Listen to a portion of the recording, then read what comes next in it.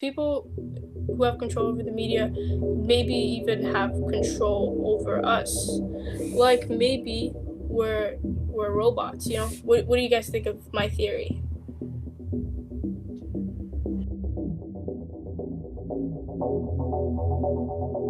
Good evening, everyone. Today, our group, myself, Rose, and Amelia, are going to talk about how the media tells us to think. I think this topic is important and needs to be talked about if there's a lot of negativity and hate in the media, and it needs to be discussed to spread awareness. Because it's rarely talked about. Yes, teachers in school talk about the dangers of social media, but what about the hate that people experience from it? It can harm how other people think and maybe put a negative impact on the person. Yes, other people are not responsible for how one thinks. However, we put these things in the media and it does affect them and it's in our hands. This is how we're raising future generations. For those, how do you think the future generations are going to react to this kind of hate? So how they're gonna react? Yeah, and how how we're raising future generations and if it's good or bad. I think it could do good and it could do bad. If we raise future generations, like it just depends what you're seeing. If you're seeing something that spreads positivity, it's gonna do good. If you're gonna see something that spreads negativity, who knows, So yeah. Amelia, what do you think about this? I agree with Ferdos. I think that it can make a positive and negative impact on our future generations. The thing that the people don't know is that when we see these negative comments, the media is influencing those people to do the same, to write negative things about other people. And this can go on and on. Whatever you do in the media will always influence a person no matter what. Okay, so how does the media work, or how does social media work? Well, there's this thing called the algorithm. It's a set of rules and different calculations used to keep you tuned. An example is, have you ever thought of something and it just popped out in the app you're using? Has for me. Hasn't for me. Hasn't for you? Well, it's no cool. If an algorithm can use psychology tricks to keep you scrolling, I'd guess they tell you information about different subjects and you'd believe it. That's why social media shouldn't be your main source of news. And yes, social media does spread awareness, but what happens when spread awareness on something false? So that leads to social media deepening opinions and affecting voting. What do you guys think of that? Do you think that's true? Yes, I think that's very true because the media can be very influential. Yeah. So it causes insecurities, right? And that's one of the factors and things that the media can put on us. There are different types of insecurities. Physical appearance, comparing yourself to others. In this example, social media can put this on a person, like when you post something on and it's a picture of yourself and then someone in the comments might say, oh, you have weird hair. This can cause an insecurity. Amelia, do you think this is true? I think it's definitely true because sometimes you may write a comment and you might not know how much that can affect the other person that you might be writing about. Or maybe someone that just comes by and reads your comment. And sometimes when someone gets an insecurity, sometimes it's very hard to get rid of them.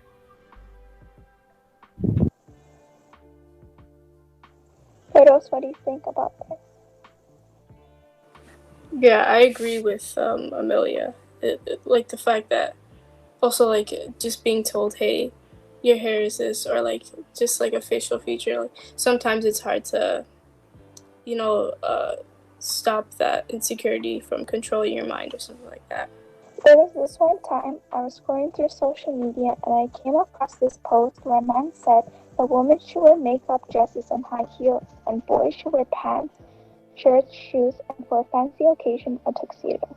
There are a lot of people who can get offended because this is not true. And my opinion on this is that this is totally wrong. People are putting gender on pieces of fabric, and that's clothes, and there's no gender on a piece of fabric. Riddle, do you take this statement? I love wearing sweatpants, and I like wearing hoodies and stuff like that. I think high heels hurt your feet, but yeah, some people do like high heels, you know? That it doesn't have to be like a girl or a boy, you know? So I totally agree with you, Margarita. Amelia, do you have an opinion on this? I personally detest dresses and skirts, and I find high heels very inconvenient. But I guess some people may like them, you know, that's their preference. But I just think that I feel like people should also stop putting a label on stuff. Like for people who play special occasions, you have to wear a dress or you have to wear high heels. They would assume that wearing a dress would look nice, whereas in wearing something else wouldn't be. And I feel like people should really stop doing that, because as a girl, I don't like wearing dresses, but if I have to go to a special occasion, then I would have to dress to look nice, and I really don't like that. So back to the media. So it doesn't literally control our brain, right? The media gives us information which impacts the way we see the world and our society. We know our personal values, such as like friends and family. However, I bet we spend more time on like looking at our phones than actually, spending time with them or even reading a book. Kids, read your books, bro. Look at Amelia. She's so smart. She reads books, Oh my god, thank you so much. Shout out to her. As the media gives us information, I would assume we'd be digesting whatever we're reading, which contributes to what we think about and how much we think about it. And I think depending on your morals, it'd be like depending on your morals, it could be harmful. Like thoughts turn into opinions, which turn into behavior, which turns into actions. But just because you think of something bad doesn't mean you have to do it. Just like throw it in the trash or something whenever you're thinking of something bad.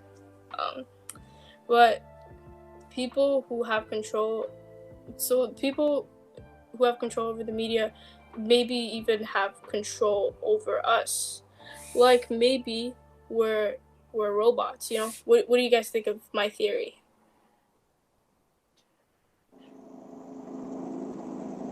I personally think your theory is correct.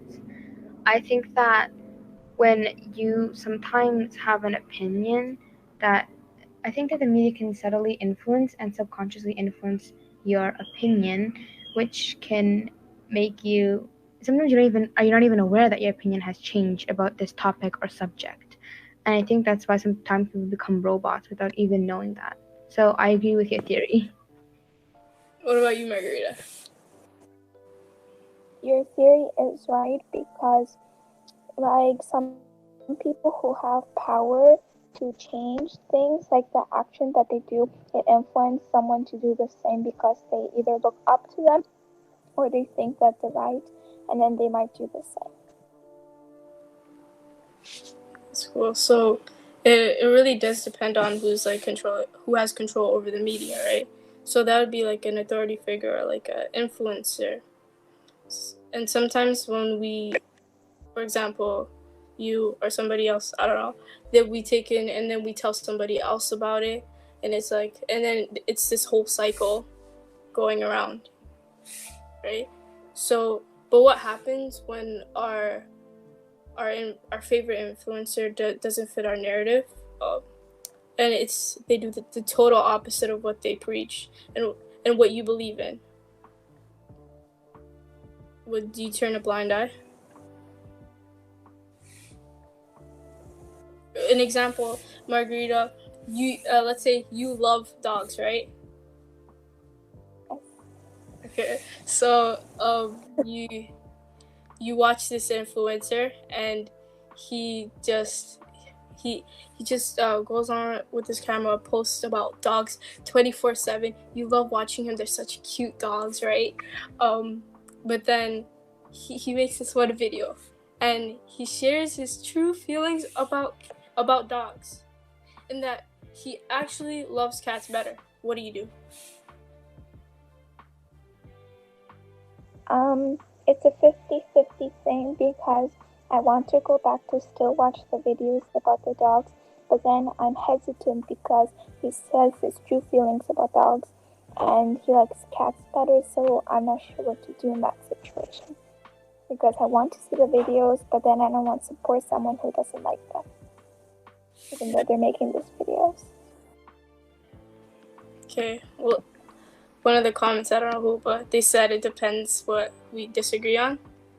That's understandable, yeah.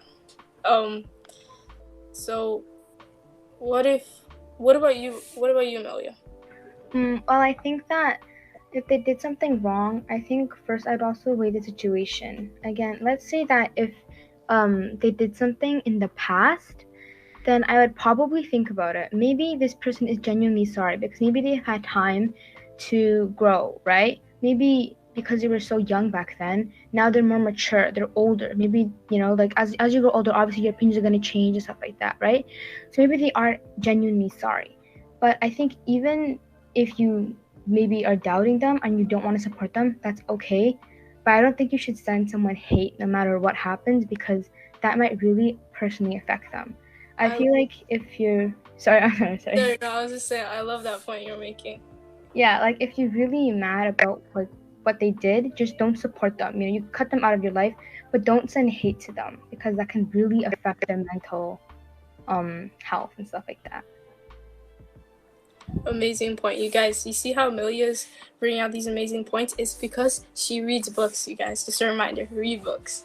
Shout out for Furrows to being supportive.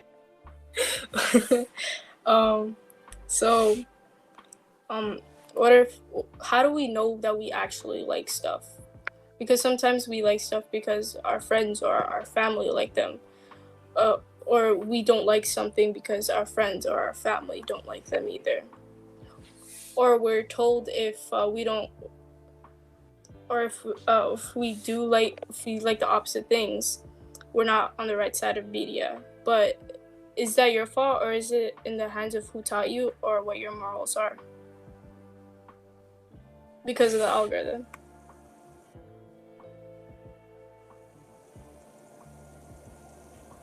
Like, just questioning, like, why does this have such an why does I like this so much? Like, why does the things that I like have such an impact on me? What do you guys think? Like, do you believe that you like something because your friend or your family likes something? Like, there's this one thing I like because I'm so exposed to it. I do agree with you. Sometimes some people will think that they like something, but really it's because someone they like or someone they're close to likes that thing. I talked about previously about influencers. Maybe at the time you're like a subject, you don't care about it, but you hear that your favorite influencer loves that thing, then you're gonna be like, okay, I look into it. And then sometimes you might subconsciously think, and you might subconsciously like it just because your influencer likes it. There's subtle impacts like this that will make you think that you like it, when really it's actually people around you making it seem like you like it. Yeah. If it makes sense. Comment said, I think we like things because we're surrounded by it or influenced by it. Yeah, I totally agree. But sometimes we could like the opposite things of what we're surrounded by. Just be different like that. I don't know. An example like of an authority figure though, or like a influencer, I guess, is Trump. I want to talk about like how he used the media to win the election. He has a personality who likes to be the center of attention, a businessman and a performer, right? And him and Twitter, bro, you guys, they're very close. They're best friends, if I do say so myself. And and his bestie here, Twitter helped him win the election. I mean, he had to leverage against other candidates by him using social media to his advantage. Because he tweets a lot of stuff, you know, and that did, even if sometimes it is unnecessary, which I honestly think is smart, despite the unnecessary tweets he could be making, whether bad or good. Yeah, I agree with your point. I feel like I'm not surprised I figured out that Trump owns Twitter. But past Trump and Twitter, social media can also make one obsessed with validation. Nowadays, people are always looking at how many likes, followers, or comments they get on their posts. Some people are so obsessed they even spend money on followers when they could spend their money on something much more valuable. The amount of followers someone has can deeply affect one's reputation. Certain people may also get bullied because they're not popular enough on social media. This is called cyberbullying. Cyberbullying can cause many problems such as depression, insecurities, and in extreme cases, suicide. Social media can not only bring cyberbullying, but can also cause subtle changes into someone's personality. Social media can be a good way to make new friends or entertain yourself, but it can be just as dangerous as enjoyable. Question discussion. What can we do to prevent this or stop this? Yo, the comments, they're shipping Twitter and Trump. Whew, do you guys ship it? I think you guys ship They're it. a good ship, you know. They have a mutual relationship, you know. Yeah. So makes sense. Yo, they have to invite me to the wedding though, you know. I'm talking about this, so it is my duty to be at that wedding. Oh, they broke up? Ah. Damn. That must have been hard on Trump. Very hard. I feel bad. But what can we do to prevent, like you said, Amelia, the negativity and cyberbullying, or just like the harm in social media? Yeah, what do you think are some ways that you can prevent or stop all the hate and negativity in social media?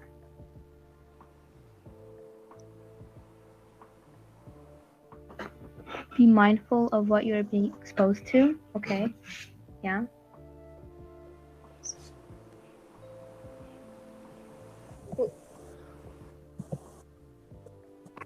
Well, you could be the start of not, like, let's compare the how much we use social media 2021 to the 2000s, right? It's like I feel it's a big difference, right? Especially because of COVID-19, people are using social media so much more. But what if you could be the start of using social media less and less in the years, so we don't literally have to stop social media, or, like, you know, abolish social media, like take it out of existence. You could just be the start of it, and maybe it won't actually come to that point where social media is like over with, I guess, but it could you could be close to it, you know. It could, yeah. No, yeah, that's a good point. You know, baby steps. Yeah. But yeah, I also think that even though, like, you can't control others, right? We all know that, but you can control yourself. So as far as saying, you know, control yourself. Maybe don't use social media as much, or refrain from like putting comments. You know, think twice. Will this affect someone else? And is this being mindful? You know, maybe think twice about commenting or posting. You know, so then that way maybe you can really avoid from writing a lot of negative comments on social media that could affect others. Totally agree. And make sure you guys read books, you know, read books. Exactly. Yeah, take a break, you know, read a book, man. There's so many books out there. Go socialize, you know. Exactly. Yeah. Learn from Amelia over here. Learn from Margarita here. No, yeah, learn to be positive and supportive like Ferdos, you know? Yeah, thank you so much. Welcome. Margarita, what do you think could prevent social media from being a toxic outlet? Guys, read Percy Jackson. It's really good. But let's move on. Sorry. There's just a lot of people recommending books, So, or Harry Potter. Harry Potter is pretty cool. Got a lot of words. Oh, sorry, Margarita. Continue on your point if you have a point. Okay, so you can also be mindful on how other people might think about, like, you're posting a post, right? So other people might have a different opinion, so be mindful of their opinions and maybe put another post with their mindful opinions, because all opinions are valid unless they're hateful.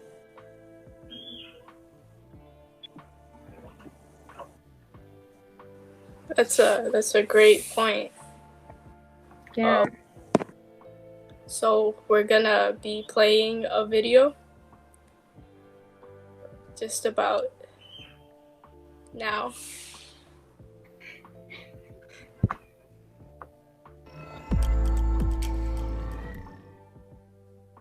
Social media has become part of our nature. We post, we share, we like, we follow, we unfollow, we subscribe. But how is social media affecting us? A small study of 20 college students found a correlation between students who demonstrated higher levels of Facebook addiction and activity in the amygdala striatal system while they interacted with Facebook symbols. This activation was the same seen in those with substance addiction. In a 2016 UCLA study, teens were split into two groups. One was shown a photo with a high number of likes, and the other group was shown the same photo, but with fewer likes. Those who viewed the photo with more likes were more likely to like the photo themselves than the group who saw the photo with fewer likes. Again, it was the same picture. This experiment found activity in multiple parts of the brain when teens saw photos they took receive a lot of likes.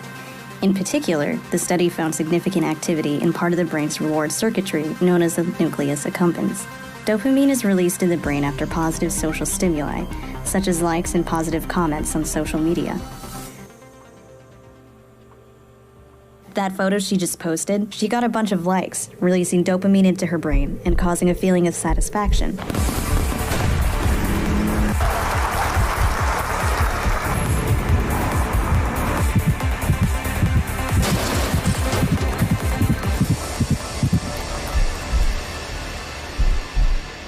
Psychologist B.F. Skinner found that mice would respond to certain stimuli they knew resulted in a reward more often when the reward came at variable times. This theory can also be applied to social media and the times we check it looking for a reward in terms of a like, comment, or message. We habitually check our accounts, but we are not always rewarded. Maybe this photo didn't get the amount of likes you wanted, so you will try again and again and again, looking for that reward. But wait, something else. Have you ever felt your phone vibrate when it really didn't? According to Robert Rosenberger of the Georgia Institute of Technology, we've become so connected to our phones that they've sort of become part of our bodies. Anytime something stimulates or triggers sensation in an area where you keep your phone, you might believe it's your phone. This is called phantom vibration syndrome. Studies show that nearly 90% of people report experiencing these phantom vibrations.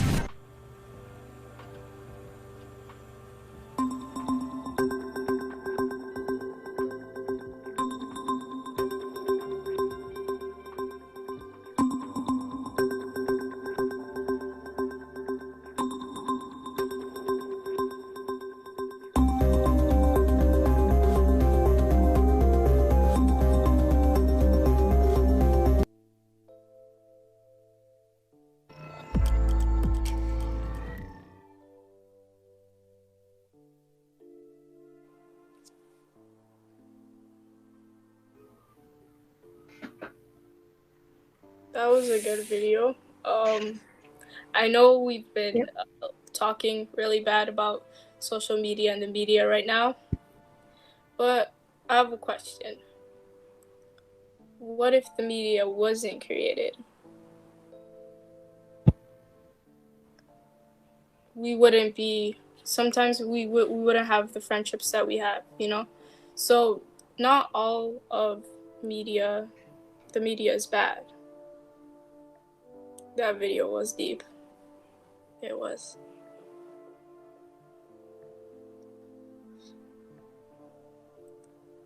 Yeah, so what do you guys think? Could you live without the media?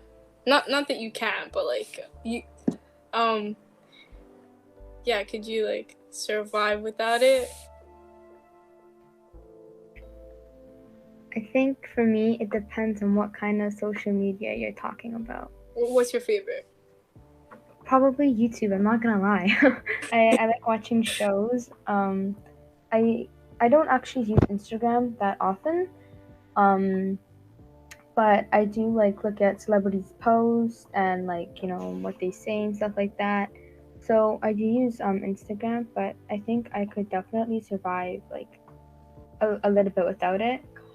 Yeah, when I say survive, I don't mean literally, by the way. Yeah. But it's like, would you be able to stop yourself from going on, right? Yeah. Yeah. I get you. Yeah. YouTube, I wouldn't, but Instagram, probably. With your panda videos? Yeah. I have to look at the panda and seal videos, man. They're so cute. You need to understand.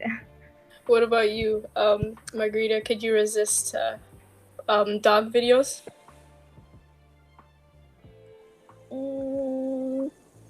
Yeah, I can stay without dog videos for a while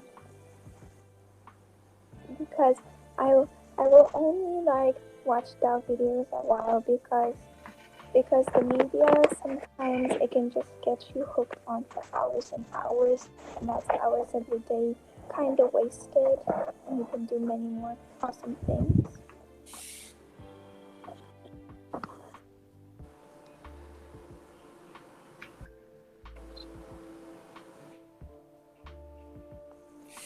But right now we kind of don't have a way to do awesome things because what's going on in the world.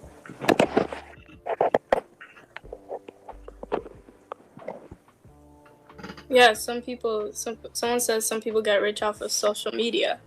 Yeah, that's a great point. So it can benefit some of us. It could do the total opposite to all the others, Yeah, social media can also like really ruin someone though too, right? It's a double-edged blade. It can make you sometimes famous and rich, or it'll make your life hell and miserable and sad. So depends. I like the first option better, Amelia, honestly. I think everyone prefers the first option. But that's why. See, but that's why, right? Everyone prefers the first option. That's why you gotta be careful. You gotta be careful. Bro, you're acting like I was saying some people like the last option you said. Absolute hell. Sorry, what, Margarita? I have this also question. Would you rather be rich or would you rather be happy? You can be rich and sad or not happy at all, but you have money. I would rather be happy because I think most people want to be rich because it gives a feeling of happiness. Because when you're rich, it gives the idea that you can obtain anything, right? Because money basically can get you. Well, it's a thought that it can give you anything, right? And people, why do they want so much things? Why are humans so greedy? Because they want to be happy. So if you're happy with where you are, then you won't have the need for money. I disagree with you, Amelia. Wait, you said like humans are greedy? I don't think humans are greedy. I think no, like not like all the time, but like it's always like that where like you want something, but then sometimes when you obtain that, then you're gonna be like, then I want another thing, Yeah. Just the want for more. Yeah, like that's what I mean. Yeah, like they always want for more. No, obviously not all humans are greedy, but like it's what they do. It's in the 7 sins, man. It's in the 7 sins. I don't know what to tell you. It's what you do for what you want. Look at YouTube. Like people create videos, create posts on the daily, but sometimes they're happy doing it and they get money from it. Yeah, So, I mean, I think everyone would rather be rich than poor. It's an obvious choice. But if it was to be happy and rich, I would choose happiness because I think if I'm happy, then I don't need the money. I don't need to be rich because I'm already happy. Yeah. That's a good point. Wait, so if you were sad and poor, would you say you'd blame Your it on life sucks. Sorry, what? Would you blame it on the money? I think money is, when it comes to people, money is quite a big factor when it comes to happiness, because it's just, well, it's like you can still be happy without money. It's just that you're more likely to be sad because you don't really have a home to live in if you don't have money, because the world relies on money so much that it's kind of hard to even like live without money, you know? Yeah, that's a good point. Yeah, but if you're sad and poor, then your life sucks. Like, I don't know what to say, you know? Like, It is what it is. Oh, but yeah. Yeah, someone says money can be a way to get happiness, but it cannot buy happiness. That is very true. That's why the term money can't buy happiness, indirectly, money can buy happiness. Directly, it can't though. But indirectly, it can. It can buy you something that will make you happy, you know? yeah, but some things don't need money to bring you happiness. Yeah, like your friends, you know, family, and Yeah. stuff like that. But some, like your friends or family, maybe you might not have any friends because of money, because of that factor. So Yeah. money can buy you temporary happiness. Yeah.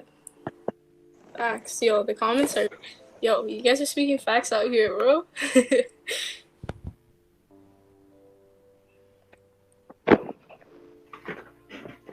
Yeah. Yeah, it doesn't last.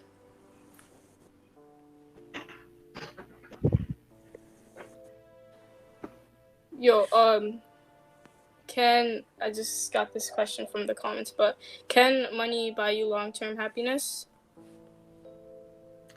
I think it's debatable. Directly, it cannot because it is an emotion. So, directly, no. But I think that, again, indirectly, it can, because either it can buy you something that makes you happy, or maybe, I don't know, some people just like love money, like Mr. Krabs, you know, he's obsessed with money. So, if he sees money, he'll have long life happiness. So, I Yeah. guess in a way it can, but directly it can't. You guys, just so you know, I know we've been speaking bad about social media all along in the media, but you guys, it has also given us like we're talking right now. You know, it's social media. Get it? Oh.